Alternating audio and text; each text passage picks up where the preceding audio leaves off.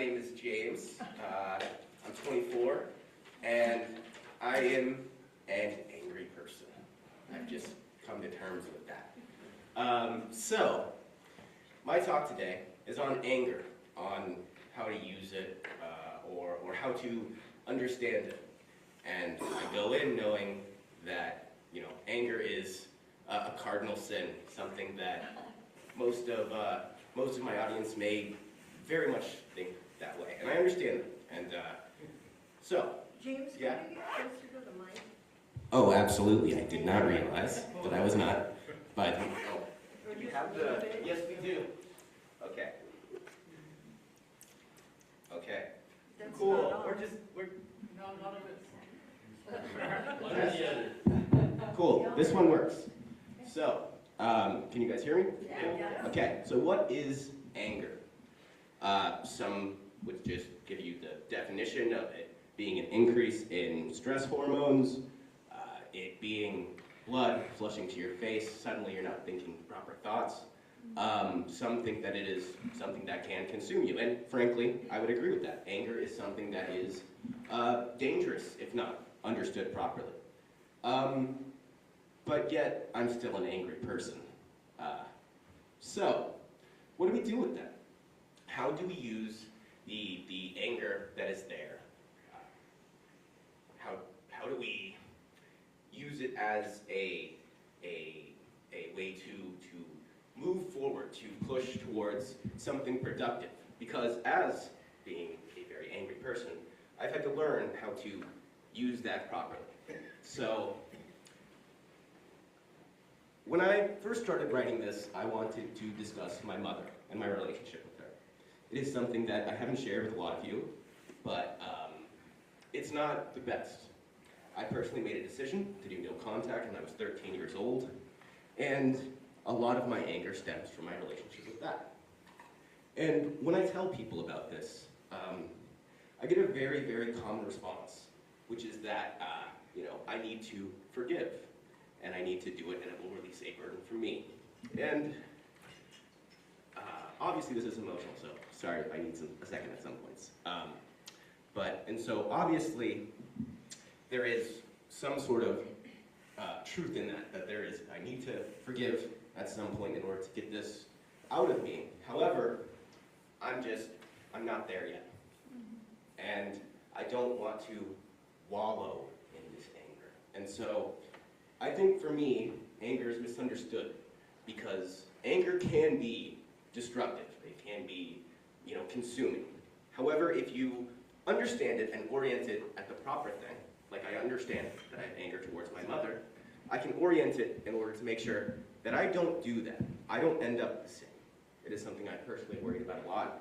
And I've turned the anger that I had for my mother, for example, into making sure that I won't be a parent like that. I'm currently seeing somebody just over 3 months who has a 3-year-old child. His birthday was yesterday. I was there for it. It was amazing. But in my experiences with this kid, I have seen what I've sort of thought to myself actually be put into action. Like, I care about this kid so much, it is crazy. And I want to make sure that any relationship he has with me is nowhere near like the relationship, for example, that I have with my mother. Now, this anger isn't limited to just family stuff. As I said, I'm an angry person. I can pick plenty. And I know that it may not be the best, but I do get angry at a bunch of smaller stuff, of institutional stuff, of things that I see in everywhere, and that's not necessarily healthy to just sit there and let it stew. And I know for a fact that some people in this room also get angry about some of the stuff that I talk about or that I get angry about, and they go out and they do something with that anger. For example, I know a number of you have been really big into the protests that have been going on since the most recent election. I know beyond that, a lot of you are involved in community organizing, mutual aid, supporting each other in a system that does not do that. And I think that anger is important in order to understand what isn't there and what needs to be there. I am the lead of a club for solidarity and justice in Palestine. And a lot of that comes from, in 2019, me witnessing videos that made me very angry and made me want to act. And that anger has caused me to read and to learn a lot more about the situation and about similar situations. I think that anger is integral to how I've developed, and I think that a lot of you have also used anger in positive ways, even if you didn't realize it at the point or were not focusing on it.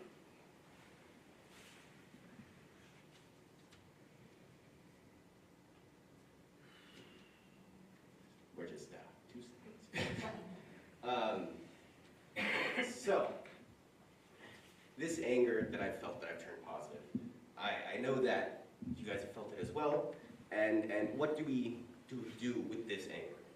We use it, like I said, to realize where things are missing, and we take steps in order to push that, to make ourselves that point. We need to make sure that we can find the solutions that are there, that are for problems that we don't have solutions for, that the local government, that the local community is not providing, and yet we can see those problems, and we can use that anger in order to push ourselves to take steps to do that. And so, I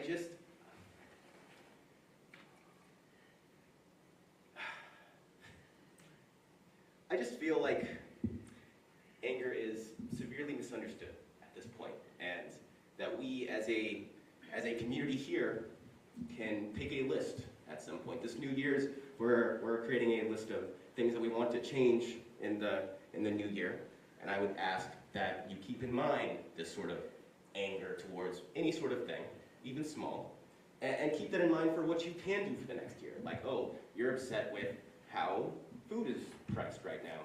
Well, use that anger towards that to support somebody in creating a garden, a community garden or something along those lines.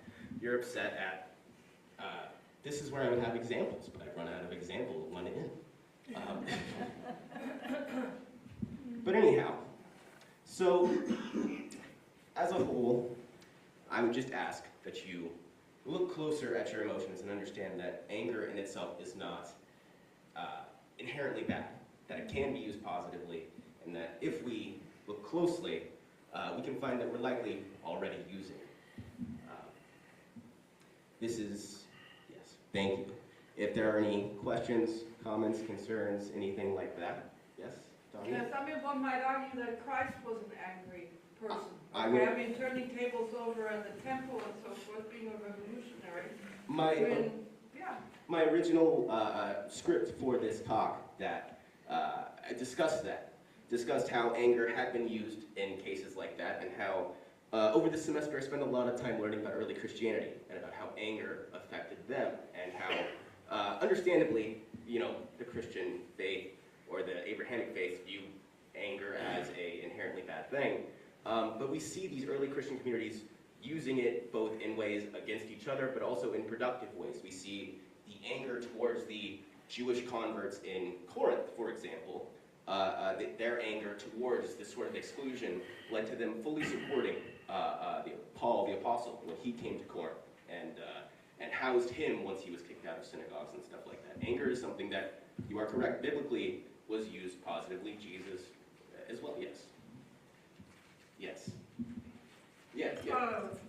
In the evolution, anger is an antidote to fear. And so sometimes you need to get past fear to accomplish something, and anger is an effective tool to do that. Absolutely, yeah. I during my research on this, I found that anger,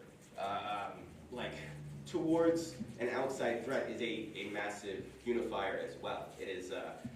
Studies show that you create friends about 50 times easier when it's a mutual upsetness or a mutual anger as opposed to a mutual friend. Anger is something that is integral to us. We all use that anger, and we just, we need to understand where it comes from, how to properly use it. Yes. During the civil rights movement, that anger that was felt by a whole race of people turned into resolve the resolve to be nonviolent. Yes. Yes.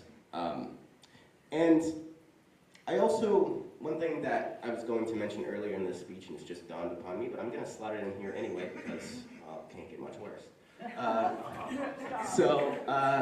For anger, there was a time where I didn't properly understand and register my anger, and I spent, after I went no contact with my mother, I didn't cry for 3.5 years. Basically all through high school. I refused to. Anytime I got close to it, I would like lock down, shut down.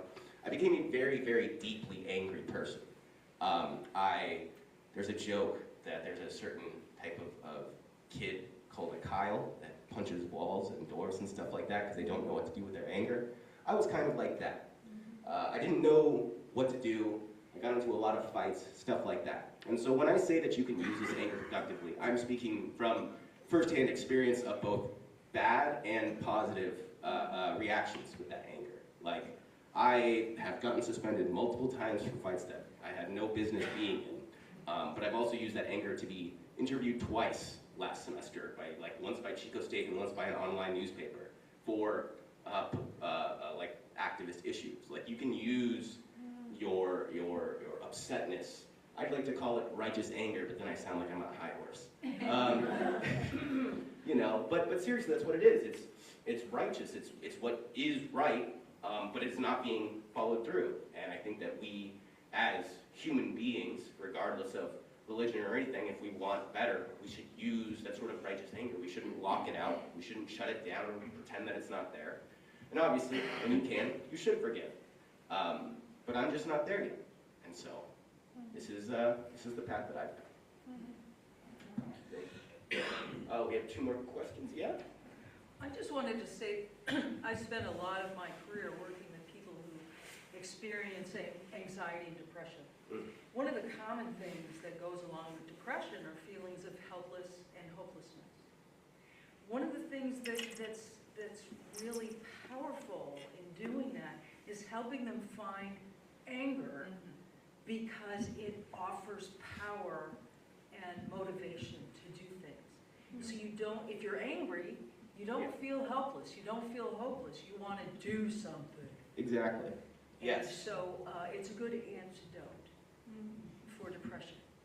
Well, and suppressing anger creates more depression, too. It does. That's one of the causative factors. You just sort of stuff it down. That's right. Yes, absolutely. And yes, Modi? I'm a child of the 50s, and in the 50s, my father was born in the Ukraine, by the way, 1910. His oldest brother was born there 1898, Orthodox Jews, but we'll switch to Detroit in a more current time. In the 1950s, we had a box called a tzedakah box, a charity box, not for Israel, it said on it Palestine, and it was money to be raised for Palestine, because that's what we call the land, Eretz Yisrael, in Hebrew, Palestine. Yeah, I think for me, especially in regards to being the lead for that solidarity and justice for Palestine thing, a lot of it is my upsetness at, me and my dad a few years ago went to a unity event in Davis, Folsom, something like that. I forget where, it was like a big get-together type thing. And in it, they had us do exercises about what we were, what we liked, what we were upset about, stuff like that. And I talked about, to that group, about how my upsetness at how I was raised, for example, the education that I received, the education that I was told, like, how things work, how things operate. Racism is over, we solved it in the 60s. Sexism is over, we ended it in 1920, 1930. This doesn't exist anymore. We've reached the peak of society. There will never be another war. Like, we're all good, we're good. And then, growing up and realizing that obviously gave me this sort of, I mentioned earlier, righteous anger. Like, why aren't we at least honest? I understand you can't give necessarily the whole details to a 5-year-old, but we should be more honest in how we're doing that, because a lot of the desire to be a teacher, a lot of that stems from my anger as a kid about knowing, like, well, this isn't the full story. This isn't how actually things happen. So, yeah. Any other questions? Cool. Well, thank you guys very much for coming to this. Ideally,